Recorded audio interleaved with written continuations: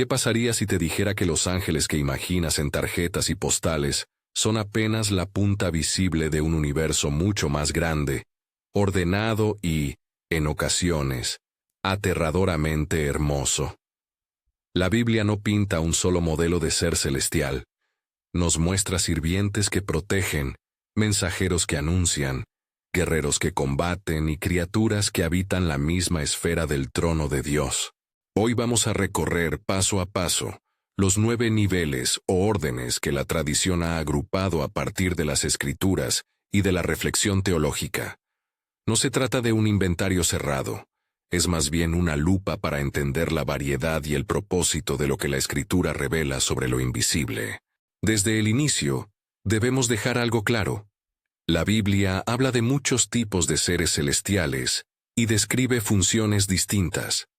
La clasificación en 9 niveles combina pasajes bíblicos con desarrollos de la tradición cristiana antigua. Por eso, cuando usemos nombres como virtudes u ofanim, señalaré cuándo son términos patrísticos y cuándo estamos citando la Escritura directamente. Nuestro eje será siempre la Escritura. Donde la Escritura habla, nos quedamos con ella. Donde la tradición interpreta, lo diremos con claridad. Comencemos por lo más cercano, lo que toca la vida cotidiana de creyentes, los ángeles ordinarios. La Escritura llama a estos seres espíritus ministradores. Hebreos afirma claramente: no son todos espíritus ministradores, enviados para servicio a los que serán herederos de la salvación. Hebreos 1:14. Y Jesús mismo advierte con una palabra sorprendente: mirad que no despreciéis a uno de estos pequeñitos, porque os digo que sus ángeles en los cielos ven siempre la faz de mi Padre, que está en los cielos. Mateo 18:10. Estos textos nos presentan a los ángeles como agentes cercanos del cuidado divino. Ministran, velan, acompañan. No se trata de una fantasía. La Biblia pone ejemplos concretos. Piensa en Daniel, arrojado al foso de los leones. Daniel declara: mi Dios envió su ángel y cerró la boca de los leones. Daniel 6:22. Imagina la quietud de la madrugada en la que se oye un silencio sobrenatural. La boca del león cerrada por un toque invisible. O recuerda a Elías, exhausto y huyendo, cuando, he aquí entonces vino un ángel y le tocó, y le dijo: levántate y come. Primera Reyes 19:5-7. Un ángel que no entra en escena para hacer teología, sino para sostener a un profeta que ha llegado al límite. En el Nuevo Testamento vemos la misma cercanía en circunstancias diversas. En Hechos 12, Pedro, encadenado en prisión y esperando un destino cruel, es sacudido por una luz celestial. Y he aquí se presentó un ángel del Señor, y una luz resplandeció en la cárcel. Y tocando a Pedro en el costado, le despertó, diciendo: levántate pronto. Hechos 12:7. Y en el huerto de Getsemaní, cuando la agonía de Jesús alcanza su culmen, la Escritura registra: y se le apareció un ángel del cielo que le confortaba. Lucas 22:43. Aquí la función es de fortalecimiento, de compañía en la prueba. Estas experiencias nos enseñan 2 cosas prácticas. Primero, que Dios dispone medios no visibles para cuidar a su pueblo. Segundo, que esos medios no son objeto de adoración. Los ángeles ministran y obedecen, no son dueños de la salvación y no reciben culto. En Hebreos la advertencia está implícita en el contexto: la supremacía de Cristo por encima de los ángeles. Si esto resuena contigo y quieres que sigamos desgranando cada uno de estos niveles en detalle, suscríbete. Hay una serie completa sobre esta jerarquía celestial, y acompáñame a subir un peldaño más. Si crees que todos los ángeles son iguales, espera a conocer a quienes reciben el título de arcángeles. En el segundo nivel, emergen figuras con responsabilidad única. Los arcángeles. El término arcángel aparece en la Escritura en relación a movimientos de guerra espiritual y a mensajería de alto peso. Un ejemplo claro lo tenemos en la carta de Judas. Pero ni aun el arcángel Miguel, cuando contendía con el diablo y disputaba acerca del cuerpo de Moisés, se atrevió a pronunciar juicio de maldición contra él, sino que dijo: «El Señor te reprenda». Judas 1:9. En el Apocalipsis, Miguel aparece como capitán en la batalla cósmica. Hubo batalla en el cielo. Miguel y sus ángeles luchaban contra el dragón. Apocalipsis 12:7.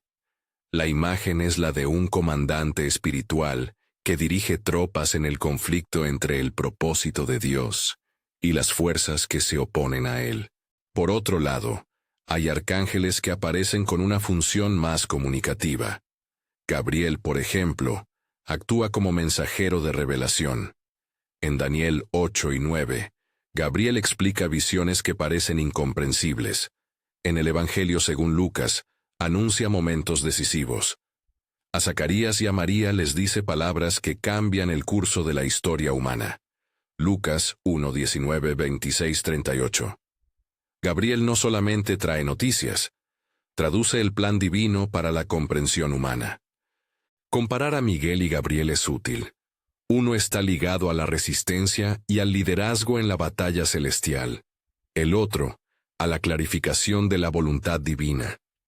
Ambos son superiores a los ángeles ordinarios en autoridad y en visibilidad en textos claves de la Escritura. Su aparición indica que, cuando Dios actúa de modo público y decisivo, suele valerse de figuras designadas para esa ocasión. Subimos ahora del plano individual al de la comunidad y la nación, las principalidades. En el tercer nivel, encontramos seres que, según la palabra, ejercen influencia sobre estructuras más amplias, naciones, regiones o sistemas históricos. La noción de principados se asocia en la Escritura con realidades que trascienden lo personal y tocan lo colectivo. Daniel 10 es la gran caja de herramientas para esta idea. Allí un ángel explica a Daniel: «Mas el príncipe del reino de Persia se me opuso, y he aquí vino a ayudarme Miguel, uno de los principales príncipes». Daniel 10:13. La imagen es la de fuerzas espirituales que se alinean con imperios o ámbitos territoriales, que pueden obstaculizar o, en otros casos, permitir el despliegue de la voluntad de Dios. Pablo retoma esta dimensión en su carta a los Efesios. «Porque no tenemos lucha contra sangre y carne, sino contra principados, contra potestades». Efesios 6:12. Aquí la batalla cristiana se reubica. No es solamente social o política. Existe una articulación espiritual que afecta la historia humana. No caigamos en conspiracionismos. La Escritura no ofrece un catálogo exhaustivo de qué principado corresponde a qué nación en todos los casos, pero sí nos advierte que hay niveles de resistencia que demandan discernimiento y oración, y que el Evangelio impacta estructuras, no milagros aislados de manera mágica, sino transformación social que tiene raíces espirituales. Una ilustración histórica podría ayudar. Piensa en cómo el corazón del faraón fue endurecido en el relato del Éxodo. La Biblia lo explica con causas humanas y divinas entrelazadas, pero en Daniel se nos muestra que hay realidades espirituales que inciden en ese endurecimiento. No es un escape a la responsabilidad humana, sino el reconocimiento de una lucha más amplia. Al cuarto peldaño llegamos a las potestades, los powers, seres que la Escritura vincula con el orden mismo de la creación. Colosenses articula una verdad contundente. Porque en él fueron creadas todas las cosas, las que hay en los cielos y las que hay en la tierra, visibles e invisibles. Sean tronos, sean dominios, sean principados, sean potestades. Colosenses 1:16. La lista presenta categorías que, interpretadas con cuidado, aluden a un entramado jerárquico de autoridades y poderes. Colosenses 2:15. Añade que Cristo, despojando a los principados y a las potestades, los exhibió públicamente, triunfando sobre ellos en la cruz. La implicación teológica es que aunque existen poderes, su último destino está sujeto a Cristo.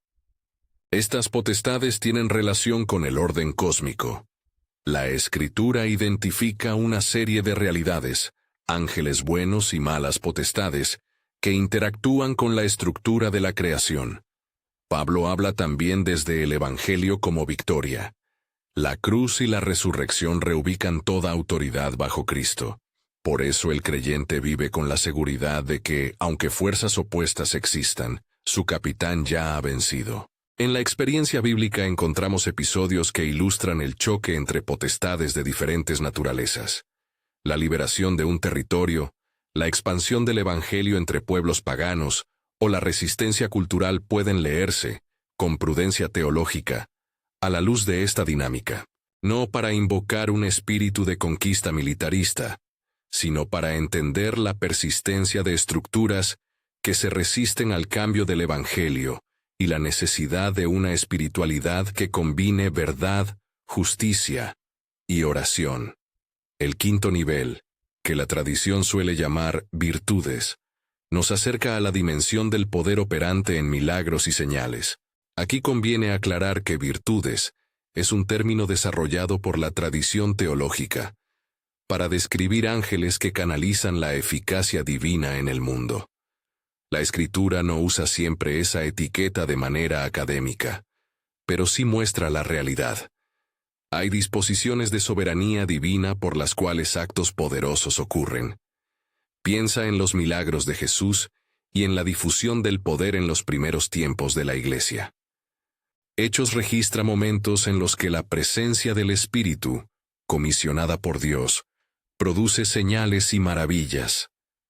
Por ejemplo, después de la oración de la comunidad, fuera sacudida la casa en que estaban reunidos, y todos fueron llenos del Espíritu Santo, y hablaban la palabra del Señor con denuedo. Hechos 4:31. No es exactamente el mismo plano que una noción angelológica de virtudes, pero empata con la idea de canales de poder que posibilitan la manifestación divina. En la tradición patrística, estas virtudes aparecen como instrumentos que transmiten eficacia, abren puertas, sostienen procesos sobrenaturales, facilitan la salvación y la sanidad cuando Dios lo decide. La diferencia clave que debemos subrayar es teológica. No son fuentes autónomas de poder, sino instrumentos subordinados a la voluntad de Dios. Usar la palabra virtud como categoría ayuda a pensar cómo la acción divina se incorpora en la historia, sin disolver la soberanía divina. Una ilustración práctica. Cuando una comunidad ora por la restauración de un barrio, no estamos convocando a una virtud, como si fuera un intermediario independiente. Estamos pidiendo al Señor que, por medio de los medios que Él dispone, incluidos los seres celestiales, traiga sanidad social y espiritual. Mantener este orden teológico evita la tentación de convertir funciones celestiales en objetos de culto o en fórmulas mágicas. Estos 5 órdenes iniciales nos muestran una progresión, desde el cuidado personal inmediato hasta la canalización del poder divino que afecta estructuras. Cada escalón añade complejidad y responsabilidad, y cada uno responde a la soberanía de Cristo. Pero al ascender más alto descubrimos realidades aún más sorprendentes, donde la Escritura se vuelve especialmente visual y simbólica. Dominaciones, tronos u ofanim, querubines y serafines. Es en estos pisos superiores donde las visiones proféticas, Ezequiel, Isaías, el Juan del Apocalipsis, revelan aspectos del trono divino que desafían nuestra imaginación. Antes de continuar, conviene recordar una regla de oro. Cuando las Escrituras usan imágenes, ruedas que ven, caras múltiples, fuego purificador, hablamos de visiones que comunican realidades teológicas profundas, la omnisciencia, el movimiento del trono, la santidad que consume, y no de un tratado de anatomía celestial. La metáfora no nos permite reconstruir una fisiología literal de los ángeles, sí nos revela la naturaleza del Dios que gobierna sobre todo lo que existe. Mientras nos preparamos para subir hacia esas esferas celestiales superiores, quiero que conserves en la mente 2 verdades que se repiten en cada nivel. Primero, los ángeles son servidores. Segundo, Ninguna autoridad angelical elimina la mediación única de Cristo. El resto de nuestra travesía irá penetrando visiones donde las ruedas se vuelven protagonistas, donde criaturas con múltiples caras guardan la santidad del Señor, y donde el fuego circunda el altar cósmico.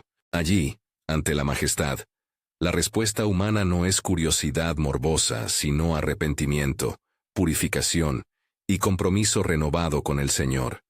Al entrar en el terreno de las dominaciones, la Escritura no es tan explícita en etiquetas, pero sí en función.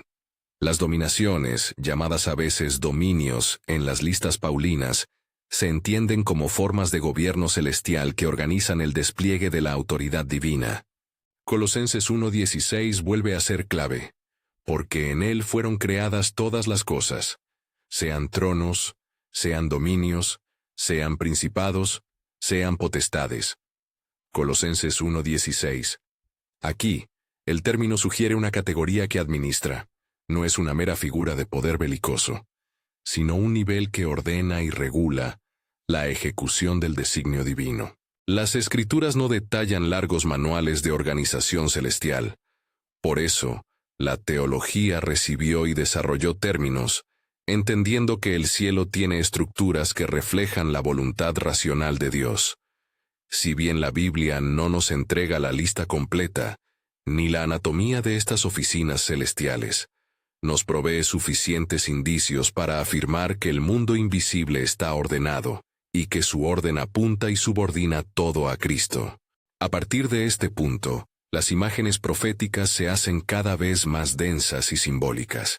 La visión de Ezequiel de ruedas dentro de ruedas, esas famosas ruedas llenas de ojos, nos introduce a la categoría que muchas tradiciones llaman Ofanim, o tronos.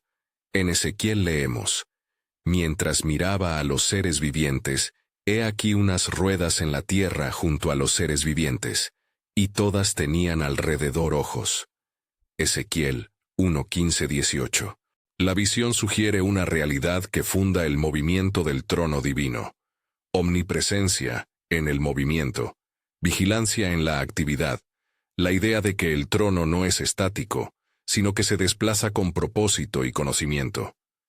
Si has sentido hasta aquí la tensión, la teología une lo cotidiano con lo cósmico. Desde el ángel que tocó a Pedro en la cárcel hasta las ruedas que sostienen el trono, la Escritura nos invita a una reverencia responsable. Más arriba aún, los querubines y serafines nos esperan, criaturas que guardan y criaturas que adoran, y en sus presencias la experiencia humana de lo sagrado se vuelve transformadora. Allí veremos a Isaías cayendo de su estatura humana al confrontar el santo, santo, santo, y a Ezequiel describiendo figuras con rostro de hombre, león, buey y águila. Detengámonos por un momento. Hemos descrito los niveles más prácticos y los que organizan la historia. Pero al mirar hacia lo alto, la tensión crece. La visión profética no solo informa, sino que purifica. Lo que se forma en el corazón del profeta al ver al Señor determina su misión después del encuentro. Isaías, tocado por el carbón que lo purifica, recibe la misión de proclamar en una nación endurecida. Su respuesta humana, «Aquí estoy, envíame», surge del encuentro con la santidad que quema y restaura. En la próxima etapa exploraremos con mayor detalle a los querubines y serafines, sus descripciones y lo que significan para la adoración en la iglesia. También profundizaremos en la figura de las ruedas u ofanim, que simbolizan, cómo conectan la omnisciencia divina con el juicio y la movilidad del trono. Y, por supuesto, examinaremos con cuidado las fuentes patrísticas que nombran estas categorías para separar lo que la Escritura dice de lo que la tradición desarrolló. Pero antes de ascender, conviene recalcar algo esencial. Conocer estas jerarquías no nos propone una teología de miedo, sino una teología de confianza. Saber que hay orden, vigilancia y poder organizado no es motivo para el pánico, sino para la esperanza. Cristo ha triunfado. Su obra sitúa todo bajo su señorío.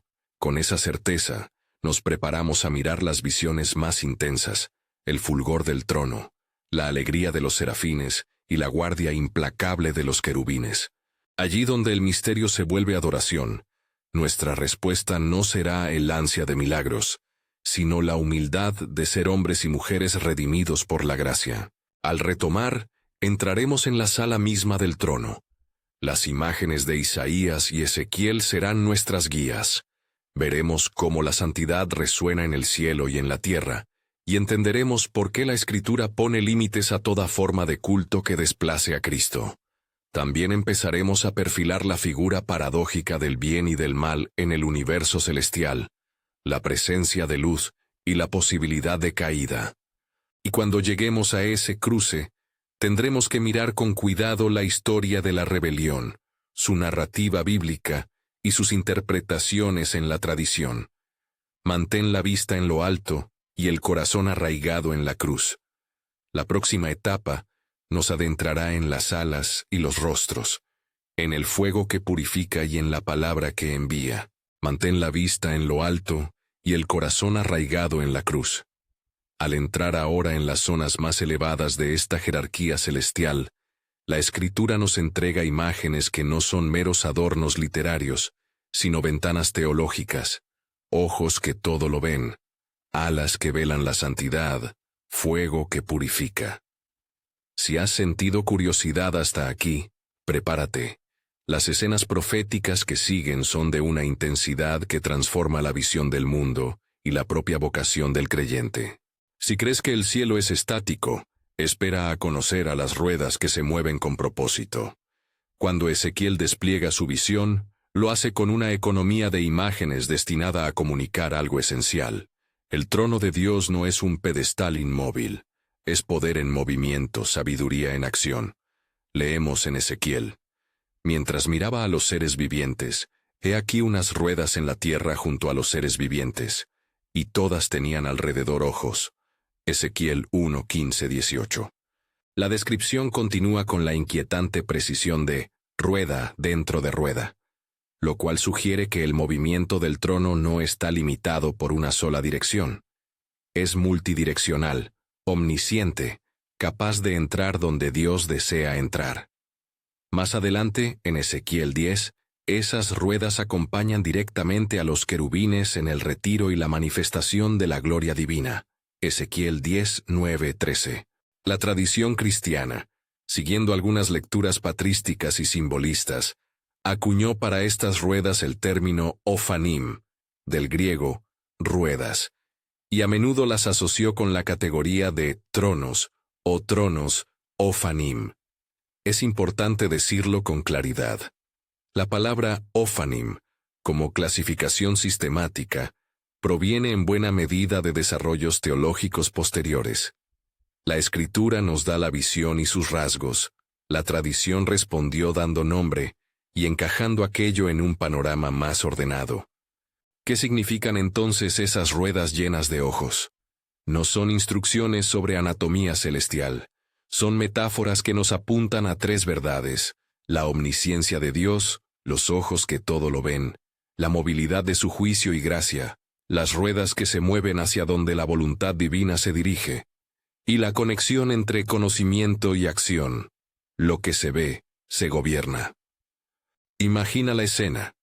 Ezequiel, paralizado por la visión, contempla un mecanismo que lleva el trono a los lugares donde la justicia y la misericordia han de actuar.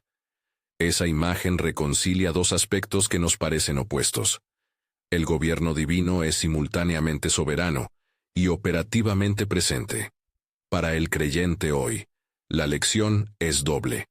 Primero, no existe un rincón de la historia fuera de la atención de Dios. Segundo, la autoridad que parece distante tiene modos concretos de intervención. ¿Significa esto que cada detalle cotidiano es administrado por una rueda y un querubín etiquetado? No. La visión nos obliga a confiar en la providencia y a discernir con sobriedad la acción de Dios en la historia. Si te sorprende pensar en ángeles con función jurisdiccional, aguarda. Los querubines son la guardia excelsa que define límites sagrados. Los querubines aparecen en la narrativa bíblica, ejerciendo una tarea concreta: custodiar la proximidad de Dios y custodiar lo sagrado. Génesis relata que, tras la expulsión de Adán y Eva, puso el Señor Dios al oriente del huerto de Edén querubines, y una espada encendida que se revolvía para guardar el camino del árbol de la vida. Génesis 3:24. Aquí su función es claramente preservadora. Marcan lo que no puede ser tocado por la humanidad caída. Más tarde, al ordenar el arca del pacto, Moisés recibe instrucciones precisas para labrar querubines que cobijen el propiciatorio. Harás 2 querubines de oro. Éxodo 25, 18, 22. En la cultura del templo, los querubines son, literal y simbólicamente, las figuras que protegen y señalan la inmediatez de la presencia divina. Ezequiel ofrece una visión complementaria y más compleja de los querubines. En Ezequiel 10, la criatura que acompaña la gloria de Dios tiene rostros múltiples, hombre, león, buey y águila, que hablan en lenguaje simbólico sobre facultades divinas: inteligencia, majestad, servicio, trascendencia. La imagen no pretende un realismo anatómico. Pretende expresar que la guardia del santuario posee dimensiones que tocan todo lo creado: racionalidad humana, fuerza animal, labor agrícola, vuelo que roza lo sublime. En el libro del Apocalipsis encontramos una escena paralela. Alrededor del trono hay 4 seres vivientes llenos de ojos delante y por detrás. Apocalipsis 4, 6, 8. Que además no cesan de proclamar la santidad del Creador. Estas criaturas, en la tradición, a menudo se intersectan con la figura de los querubines o con seres análogos, y señalan la tarea de custodiar el acceso a la gloria divina. ¿Qué enseñanza práctica resulta de estas imágenes? Primero, que lo sagrado tiene fronteras, y que la comunión con Dios implica, a veces, purificación y reverencia. Segundo, que la presencia protectora de Dios no es un recurso para la intimidad privada sin conversión ética. Los querubines nos llaman a reconocer que la cercanía a Dios exige una respuesta transformada. Vivir en justicia, no en pretensión. Además, su presencia es un recordatorio de que el juicio y la misericordia coexisten. Dios puede guardar, y al mismo tiempo, ofrecer camino a la vida. Si imaginas el cielo como un coro de voces, prepárate para el fuego que no consume, sino que santifica. Isaías, abrumado por la visión del santo en el templo, reporta algo que ha marcado la imaginería litúrgica y teológica durante siglos. Por encima del firmamento que estaba sobre su cabeza, había serafines. Cada uno tenía 6 alas. Con 2 cubrían sus rostros, con 2 cubrían sus pies, y con 2 volaban. Y clamaban el uno al otro diciendo: Santo, Santo, Santo, Jehová de los ejércitos, toda la tierra está llena de su gloria. Isaías 6, 2, 3. La palabra hebrea utilizada para estas criaturas es seraf, literalmente los que queman, o los ardientes, y alude a la intensidad de su adoración, a un fuego que no es corrosión sino purificación. El episodio no termina en la mera contemplación.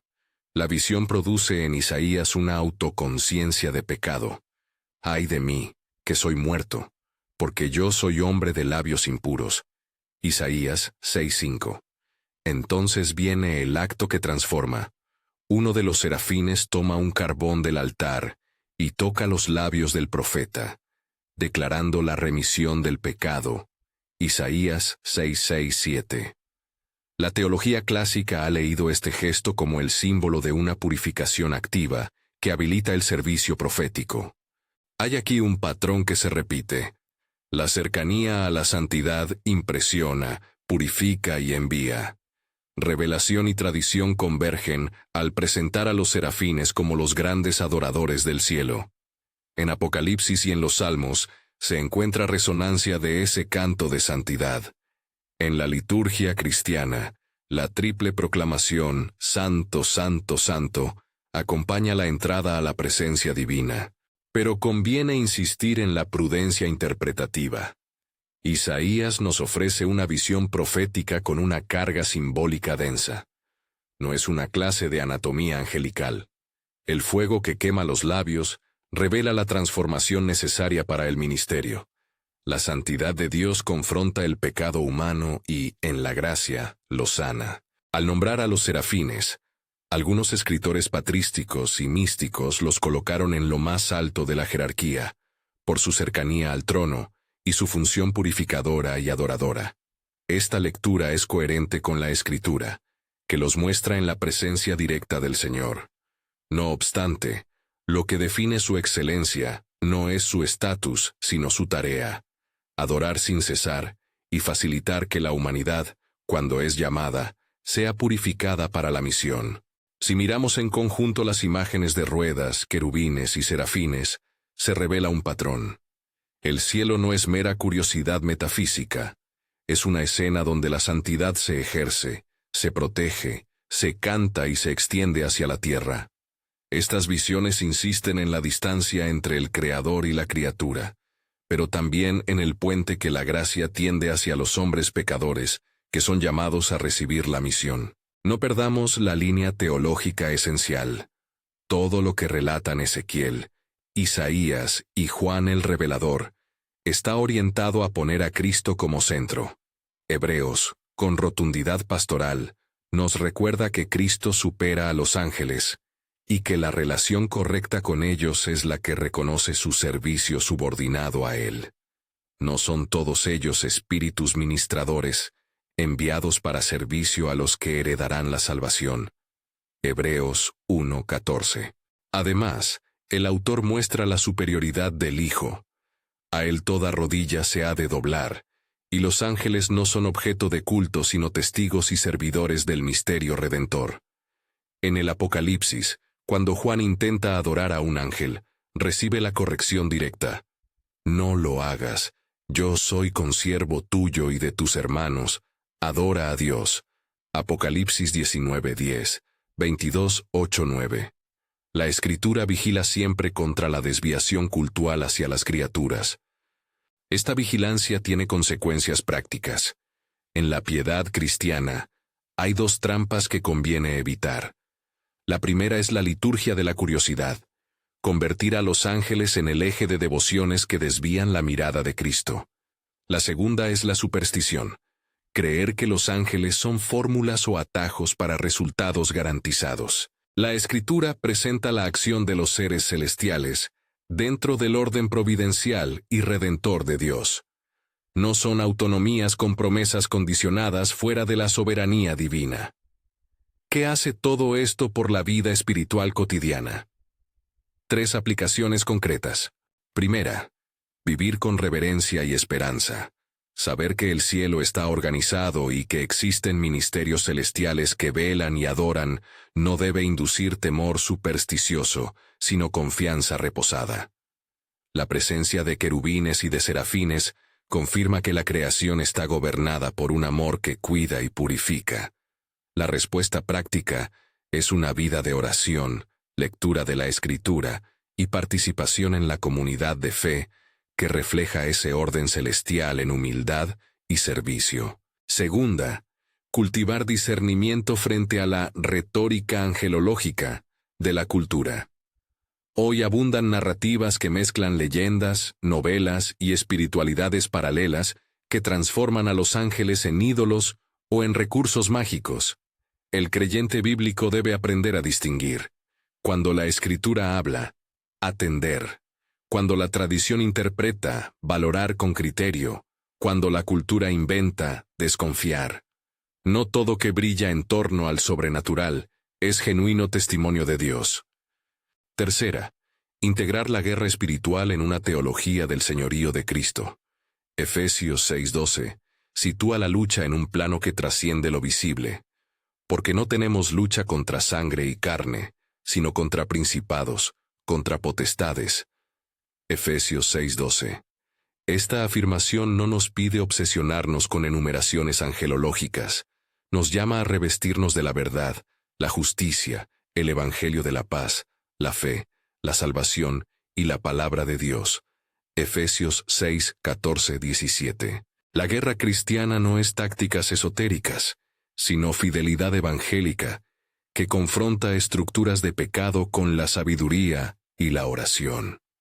Volvamos, por un momento, al hilo de los 9 niveles. Hemos visto los primeros escalones en detalle. Ángeles ordinarios, ministros cercanos, arcángeles, mando y mensajería, principados, influencias sobre naciones, potestades, órdenes de autoridad sobre la creación, virtudes, canales de poder, dominaciones, organización administrativa, tronos, ofanim, ruedas del trono, querubines, guardianes de la santidad, y serafines, adoradores purificadores. Recalco de nuevo. Esta clasificación en 9 órdenes sintetiza lo que la Escritura muestra y lo que la tradición organizó para hacernos comprender la diversidad del mundo celestial. No es dogma inmutable, es un mapa útil para navegar la revelación. A veces surge la pregunta, ¿qué diferencia esencial existe entre estos niveles? Una manera de verlo es así. Algunos ángeles actúan en lo pastoral y cotidiano, ángeles ministradores, otros en lo militar y profético, arcángeles, otros en la esfera cultural e histórica, principados, potestades, dominaciones, y los de más alto rango están ligados al trono, sostienen, guardan y adoran.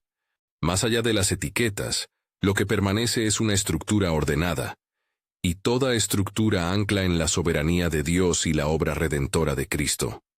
Ante imágenes tan poderosas y, a veces, desconcertantes, la Escritura nos ofrece un criterio decisivo que debemos llevar a la práctica. Adorar a Dios, confiar en el Señor Jesucristo, y no convertir a las criaturas en ídolos. Hebreos 1:6 exige que los ángeles reconozcan la supremacía del Hijo. Apocalipsis 5:11-12 nos revela a los querubines y a los ejércitos celestiales aclamando al Cordero, y en todo ello hay una lección pastoral. La centralidad de Cristo restablece la relación entre cielo y tierra. Los seres celestiales existen para glorificar al Señor y para servir a los suyos, no para reemplazar al Salvador. Antes de cerrar, dediquemos un momento a una pregunta que suele surgir en conversaciones de café y seminario.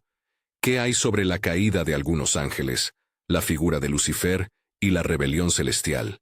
Es un tema profundo, delicado, y en algunos detalles, sujeto a interpretación. La Biblia habla de ángeles que se rebelaron, y de un príncipe de las tinieblas que opone resistencia. Por ejemplo, pasajes en Isaías 14 y Ezequiel 28 han sido leídos como referencias a la exaltación y caída de un ser que usó de su libertad contra Dios. En el Nuevo Testamento, Satanás aparece como adversario. Sin embargo, la forma en que la tradición ha construido la biografía de Lucifer, su nombre, su puesto exacto antes de la caída, la cronología precisa de los hechos, incluye interpretaciones históricas que se han ido consolidando con el tiempo. Mantendremos esta línea en el siguiente episodio. Examinaremos con cuidado lo que la Escritura afirma sobre la rebelión, separando el testimonio bíblico de la elaboración patrística y moderna. Quiero subrayar ahora que, sea cual sea la historia de esa caída, el Evangelio da la respuesta final. Cristo derrota al pecado y al poder oscuro, y ofrece restauración. Para terminar, regresa conmigo al punto de salida. Conocer los 9 niveles no es coleccionar curiosidades celestiales, sino comprender cómo la creación entera responde a su Creador. Los ángeles nos enseñan sobre el orden, la guardia y la adoración. Nos muestran que la santidad exige purificación, y que la presencia de Dios mueve ruedas y corazones. Esto transforma la vida cristiana. Nos llama a la reverencia, a la esperanza y a la fidelidad. Si este tema te ha alimentado espiritualmente y quieres seguir esta serie sobre la realidad celestial y la caída de la rebelión, mira el siguiente video donde examinaremos la historia bíblica y las interpretaciones sobre la caída de Lucifer. Una entrega que busca claridad bíblica y pastoral, sin mitos y sin sensacionalismo. Si te fue útil este recorrido, Compártelo con alguien que necesite recordar la soberanía de Dios, y vuelve con el corazón dispuesto a aprender más. La Escritura tiene mucho que decir, y nuestra fe encuentra en ella ancla y horizonte.